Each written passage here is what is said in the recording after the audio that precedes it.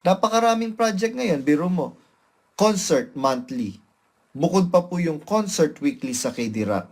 Tapos merong PNP, basketball, UNTB Cup, merong volleyball. Tapos bukod pa yung pang mga kapatid sa lokal, yun din pa yung magbabayad ng ano nila. Kaya ano po mas marami pong abuluyan ng MCGI kaysa sa abuluyan ng Iglesia ni Cristo. Bro, pakisuyo po. Kahit hindi nyo po masagot, bakit ayaw nila magbigay ng resibo kahit hindi sana magbigay ng resibo sa abuluyan, kahit sana yung patarget na lang sana, pati yung rent at utilities, magbigay sila ng resibo. Kasi pwede ibalik yan sa Canada. Pinapatanong ng kapatid mula sa Canada.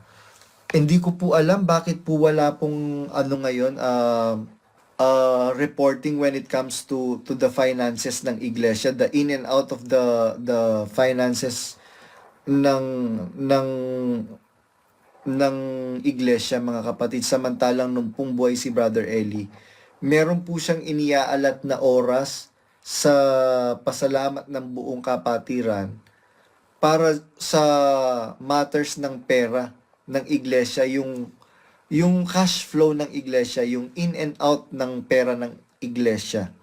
Kaya ganun po, mga kapatid. Di ko po alam kasi napakaraming project ngayon, biro mo.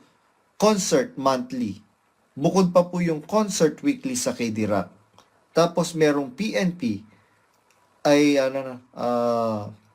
meron pong basketball, UNTB Cup, merong volleyball. Tapos bukod pa yung pang mga kapatid sa lokal, yun din pa yung magbabayad ng ano nila. Kaya ano po mas marami pong abuluyan ng MCGI kaysa sa abuluyan ng Iglesia ni Cristo. O hindi ba kahalay-halay ang mga walang hiyang pastor na ganyan? Na ginagamit ang relihiyon, ang salita ng Diyos, para kumuha ng katakot-takot na pera sa miyembro, dinadaya yung mga walang malay. Bakit to? Tingnan ninyo kung di pandalaya yan. Di ba totoo?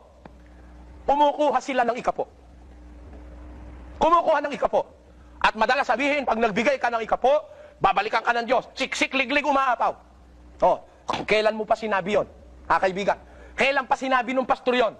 Na pag nagbigay ka ng ikapo, babalik sa iyo ng Diyos, pik-pik, liglig, umaapaw. O, ngayon, yung isang pastor na kumukuha ng ikapo, tuwing magsasalita, may ikapon sinasabi. 9 na taon na sa broadcast sa TV. 9 na taon na. Nag-anibersaryo na nga eh. O, 9 na taon na nagbibigay ng ikapo yung miyembro. Pik-pik, liglig at umaapaw daw ibibigay ng Diyos. Bakit hanggang ngayon? Wala kayong upuan. Ha? 9 na taon nang nagbibigay ng ikapo. 9 na taon nang ginagatasan ng pastor. Pero hanggang ngayon, wala silang maupuan sa kanilang pagtitipon-tipon. Inuulan yung mga miyembro. At pag umulan ng biyaya, ka ng Diyos yan. Pag uwi ng miyembro, may sipon, may trangkaso, may pulmonya. Biyaya ba ng Diyos yun, napulmonya yung miyembro mo dahil walang bubong? At bakit walang bubong? Kung totoo yung sinasabi mong, pag nagbigay ng ikapo, siksik, liglig, umaapaw ang ibibigay na ganti ng Diyos. Yan ang tanong ko. O ngayon, pag napula ko yan, magagalit ba kayo? Ipinagmamalasakit ko yung dinadaya. Kaya nga naghihirap ang Pilipinas dahil dyan sa mga relihiyon na yan na walang ginawa kundi kumurakot ng pera sa miyembro. May ikapuna, may love offering pa, may abuli pa ng Webes, may abuli pa ng anibersaryo, may abuli pa ng Santa Cena, may bayad pa ang binyag, may bayad ang kasal, may bayad ang lahat ng doktrina, may bayad. O hindi ba kawalang hiyaan yan? O pipigilin nyo ba ito sa telebisyon? Pipigilin nyo ba ito? Ito'y sinasabi ng Biblia. Kung kayo'y makakristo, huwag niyong pigilin ang sinasabi ko sapagkat si Kristo ang may sabi sa pamamagitan ni Pablo na may mga pastor ang kanilang pinaglilingkuran hindi si Kristong Panginoon, kundi ang kanilang sariling tiyan, ang kanilang sariling interes. Mga walang hiyang pastor. Meron ba talaga walang hiya? Pakinggan nyo. Sa isang talata ng Efeso, pag pinigil nyo ito, pinipigil nyo ang aral ni Kristo. Sa Efeso 4, eto, tinan ninyo kawalang hiyaan ng mga pastor na ginagawang kasangkapan ng relihiyon para sa kanilang ikaluluwalhati. Eto po, o kayo man ang magbasa. Kung tapat lang kayo sa inyong sarili at sa Diyos, babasahin nyo rin ito. Alin ito? Basa.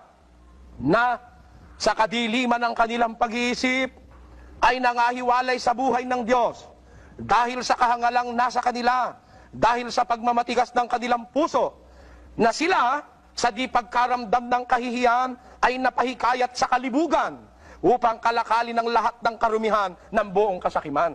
Hindi ba totoo may presidential decree na basahin ng Biblia? Meron pang itinakda ang presidente ng Pilipinas na Bible Week sometime in November. Hindi ko nakakalimutan.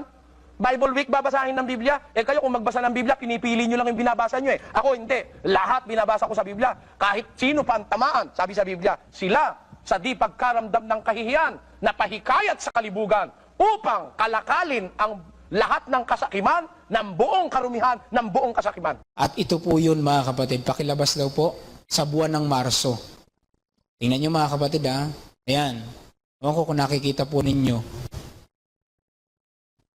Ngayong March 3 o bukas, magkakaroon tayo ng wish date viewing o yung live streaming po. Ito po yung pinanood dun sa Araneta na wish date tide. Ngayon mga kapatid, ang gagawin natin tides. Di pala tide. Ano pala yung sabon? Ayan, wish date tides. Papanoorin natin yung nangyari po sa Araneta. Loobin bukas ng alas 6 po yata yan, o alas 7. Lahat tayo mga kapatid, kahit yung mga nakapanood na, ay manunod tayo sa mga bahay-bahay natin at i-open din natin ang lokal. Kaya mga kapatid sa Artist Guild, baka pwede pakidesign na natin yung lokal, gawin natin parang Araneta. Kaya yun?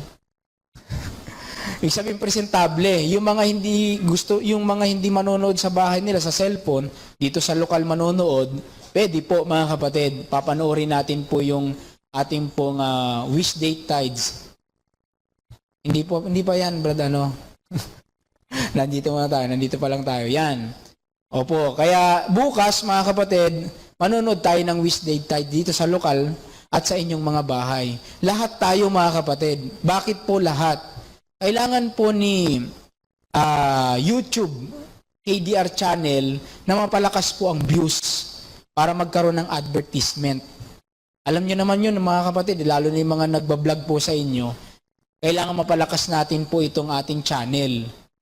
No mga kapatid, pag maraming nagbi-views dyan, magkakaroon ng advertisement. Pag nagkaroon ng advertisement, may magagamit tayo para sa pagkakawang gawa dyan po sa mga proyekto natin mga kapatid.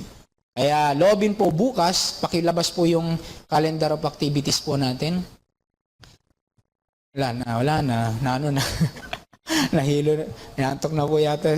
Sino po ba nakaupo dyan? Ayan. Sa wish date natin mga kapatid, bukas po yan. At bukas din po ang KD Rock at night. Ayan. Ibig sabihin, hindi pa po tapos tayo sa pagsuporta dyan mga kapatid sa KD Rock at night. Yan. Sige po. Yan yung mga performer natin. Balik tayo sa calendar of activities. Ilis po, may papasok pa. March 7, yan po yung ating inauguration sa PPO. Ano mga kapatid, yung ating nabanggit nung nakaraan na pagtutulong-tulungan. March 10, magkakaroon tayo ng UBL Season 2 opening o yung volleyball. Yung charity para sa mga, yung game para sa charity po ng, yung volleyball na nga po yan mga kapatid. March 17, KD Rock at night po ulit. March 20, mass bloodletting. March 21, Grand Fiesta ng Diyos. Ibig sabihin mga kapatid, preparasyon ito para sa March 22 to 24 na SPBB. Tapos March 31, UNTB Cup. Ayan po yung mga susuportahan nating proyekto mga kapatid. Ngayon pa lang sinasabi na po natin. Kaya lang, para hindi malito ang kapatid, ginawa natin ang sistema. Ito po ang ating magiging focus. Weekly mga kapatid. Gaya ng ating pinanawagan, nag-start na po tayo sa first week. Ang ating first week po ay inauguration at saka second week. Ayan, nakukuha nyo mga kapatid. Pagtungtong ng third week, doon tayo sa Grand Fiesta ng Diyos, mga kapatid. At fourth week, UNTB Cup. Kaya lang, nandito pa tayo sa inauguration, mga kapatid. Ngayon, paano po Brad dyan yung wish date, KD Rock, UBL at saka UNTB Cup? Mamaya sa pasalamat, abangan nyo po mga kapatid kung paano gagawin natin dito po sa ating mga proyektong ito para lahat ng ito ay masuportahan ng mga taga-Antipolo, mga kapatid, ng lokal ng Antipolo. Mamaya po yan. Pero ngayon, mga kapatid, tayo po ay nasa inauguration, PPO pa lang po ang ating pagtutulungan. Kaya mamaya, gaya ng ating panawagan kanina o nung prayer meeting, magkakaroon po tayo ng sabay-sabay na pagtutulungan. Gaya ng ginawa po natin ng ibang mga proyekto sa pasalamat. Mga kapatid, yung mga nandito sa lokal, pwede po ihulog sa box. Yung mga wala sa lokal, pwede po linggo loobin ihulog sa box mga kapatid. Mamaya po yan sa ating pong pagpapasalamat. O ready tayo mga kapatid ha? Mamaya po yan. Sabay-sabay tayo magtutulungan mga kapatid. Next. Sagutin ko lang yung dun sa taga-Canada kasi ko eh.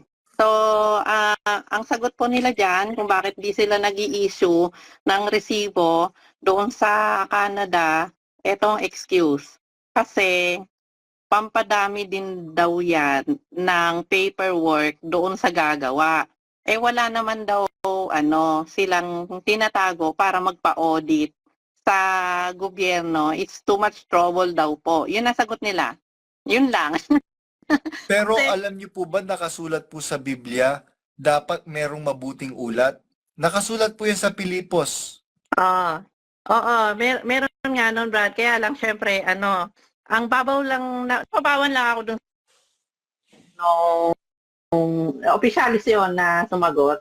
Na kasi ganito yung sa Canada eh, kung di alam ng mga nasa Pinas, na yung mga donation po namin dito sa mga charity at saka NGO, pwede po namin, actually kahit hindi namin hingin, yung mga NGO at charity po, kahit magkano yung ibigay mo sa kanila, kahit na 50 cents lang, i-issuehan po kayo ng resibo. Kasi nasa batas po yon na nag-aalaw na pag ini-issuehan nyo ng resibo, ay pagdating ng filing ng tax, which is very soon, ay pwede nyo pong i-declare yon at portion nun ay hindi tataksa ng gobyerno yung iniabulay mo doon sa isang charity org. So, ibig sabihin nun, kung halimbawa, abuloy kami sa MCGI ng $1,000 at niresebuhan kami, pwede namin yung i-declare sa tax at part nun ay hindi tataksa ng gobyerno kasi nga yan charity or religious donation po yan o donation na tinatawag. So, deductible yon. So, kung hindi yon madideduct sa tax namin, maaaring ma-refund namin yon kung may refund kami. Sa halip na may utang kami sa tax, pwede namin yung ma-refund. Ganon kaya hinahanap ng kapatid. Ngayon, ang sabi naman na sagot, bakit hindi na nag-i-issue ng resibo ay dahil matrabaho sa papel. Ganon. Marami na ginagawa o trabaho yung mga nasa admin para abalahin pa natin sa resibo. Kasi pagka nag-issue ka ng resibo, Brad, ang nangyayari niyan, maa-alert doon sa kasi obligatory kasing mag-report ang ang mga NGO and charity or religious org na mag-self-audit at mag-submit ng kanilang mga finances sa gobyerno ng Canada. Ngayon, kung ganyan pala na marami silang natatanggap na resibo, hindi naman sa hahabulin sila ng Canada, but may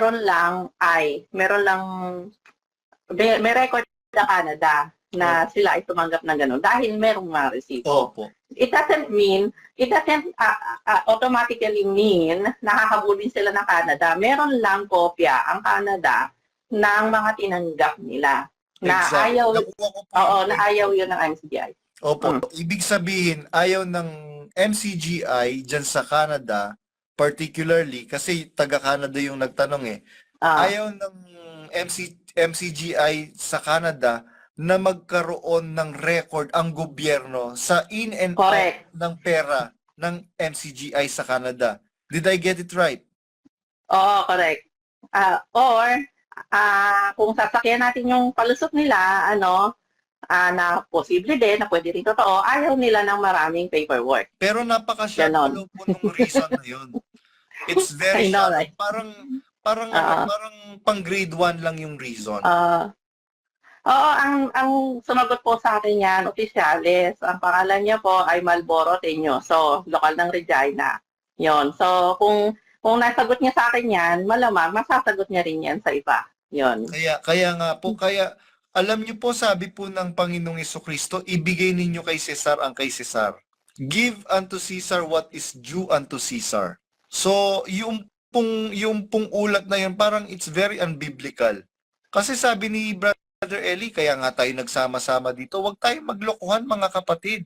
Kasi kung lokohan lang, maghiwa-hiwalay na tayo. Hindi po ba? Kaya nga, ilan taon na po kayo sa iglesia, Sister Tumagal din ako ng na halos 19 years. 19 years.